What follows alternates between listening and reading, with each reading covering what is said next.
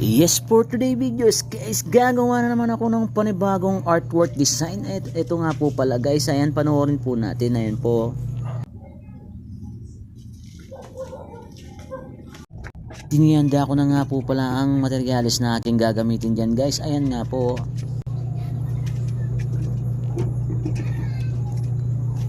inunti-unti ko lang po dyan guys.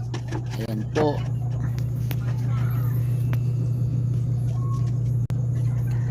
at syempre susukatan ko ng metro. Ayan guys, ayan po, napaka-importante po niyan para magpantay-pantay po ang sukat. Ayan po, ayan, medyo seryoso po ako nagsusukat diyan guys. Ayan nga po, with commercial sounds pa guys. Ayan no, tilawak ng aking manok na alaga diyan guys. Po basta-basta yung pag-artwork design. Ayan po, gamit lang po ang mga simpleng materials na nakatambak dito sa bahay guys. Kaya gagamitin ko na po para magkaroon po ng simpleng lamesa guys. Ayan po, ayan po, seryoso po sa pagsusulat. Ayan nga po, at susukatan ko na nga po pala yung mga pang brace dyan guys, at saka po pag sinepa sa gilid. Ayan po, at mamaya maya lang po at lalagarin ko na po sa aking matalim na lagari. Ayan, ang ginawa ko pa pong ruler ang aking matalim na lagari. Ayan, take note po guys, ingat lang po sa paggamit ng lagari. Ayan po, ayan po, lagari, yan po, lagari dito, lagari doon. Ayan nga po, lagari ng lagari.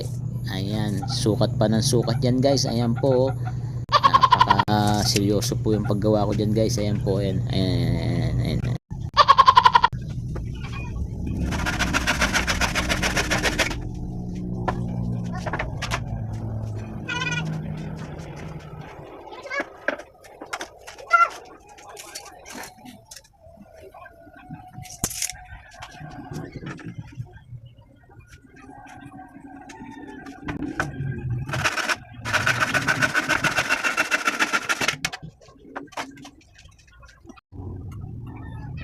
Uunahin ko na nga po palang assemblein yung paa niya dyan. Ayan nga po, medyo seryoso lang po pala talaga yung pagiging artwork.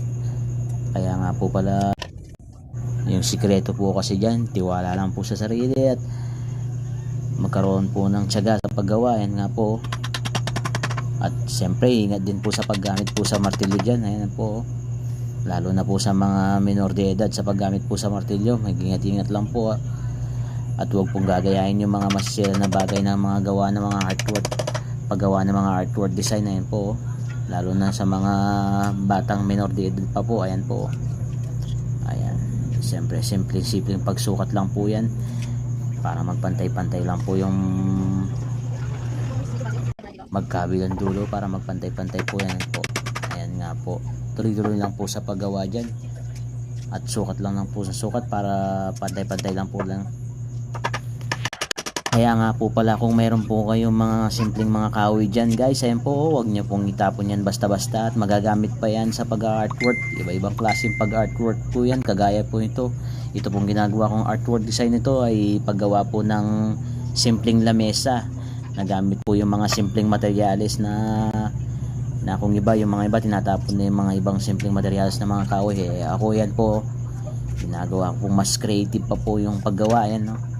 Kesa itapon ko po yung mga kahoy.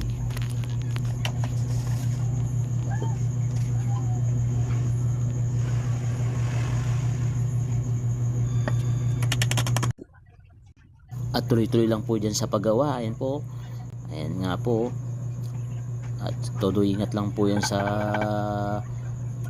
pagmamartilyo kasi medyo delikado rin po. Sa mga nanonood po dyan, paalala po palagi, lalo na sa mga bata, ingat lang po sa paggamit sa martilyo. Ayan nga po,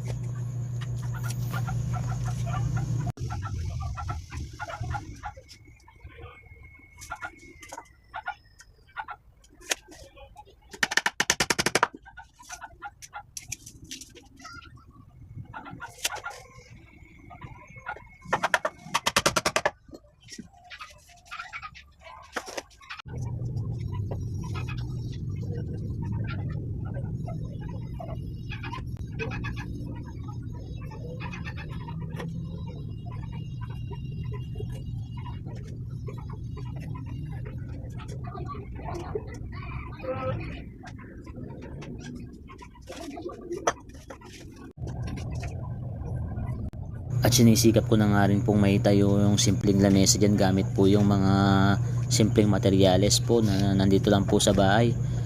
Ayan po, sinisikap ko na pong maitayo kahit na medyo gumagabi na nga rin po dyan. Kaya nga po binibilisan ko na rin po yung paggawa. Ayan nga po, pero todo ingat pa rin po ako sa pagmamartilyo dyan kasi baka ang daliri ko yung mamartilyo ko yan guys. Ayan nga po.